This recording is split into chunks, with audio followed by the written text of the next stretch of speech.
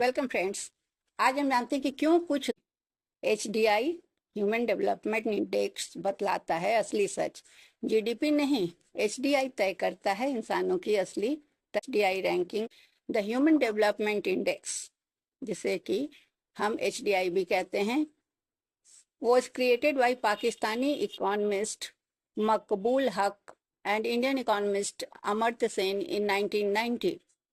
It was launched by United Nations Development Programme UNDP to shift the focus of development economics from national income accounting to people-centered policies.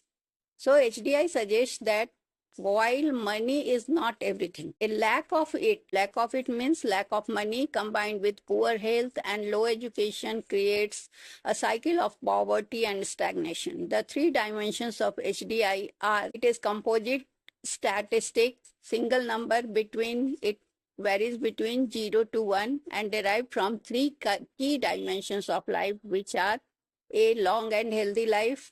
Indicator is life expectancy at birth. Its goal is to measure the capability of population to live a long life and avoid premature mortality. Second is education, that is knowledge.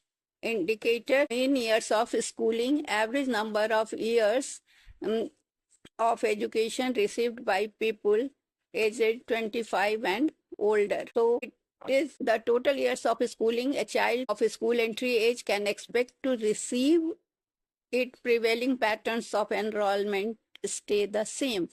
Third is a decent standard of living. Indicator is GNI, gross national income per capita at purchasing power parity, that is PPP. Its goal is to measure the command over resources needed for a decent lifestyle, adjusted for the cost of living in different countries.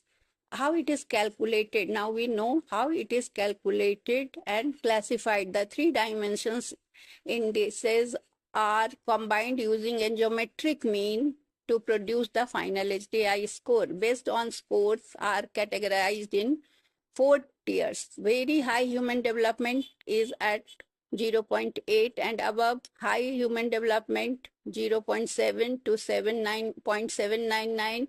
Medium human development is 0.550 to 0.699, and low human development is below 0.55. So significance of HDI is the HDI changed the way of world views progress. So how a country progresses is known from its HDI. Its significance lies in several factors.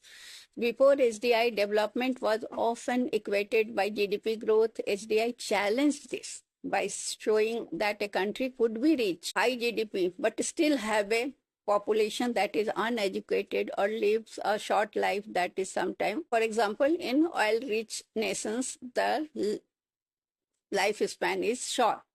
So it allows the government and international bodies to identify where a country is lagging. If a country has high income but low HDI, it signals the wealth is not being effectively converted into human well-being, perhaps due to poor healthcare or education system. So the annual HDI ranking creates a friendly competition among nations. It puts pressure on government to improve their social indicators to climb the rankings, making them more accountable to their citizens. While the basic HDI is an average, UNDP also uses the inequality adjusted HDI, that is known as I. It shows how much potential human development is lost due to inequality, and it helps in highlighting that development is not shared among the rich and poor equally.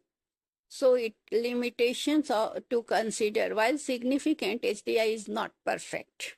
It does not account for environmental sustainability. A country can have a high HDI while destroying its natural resources.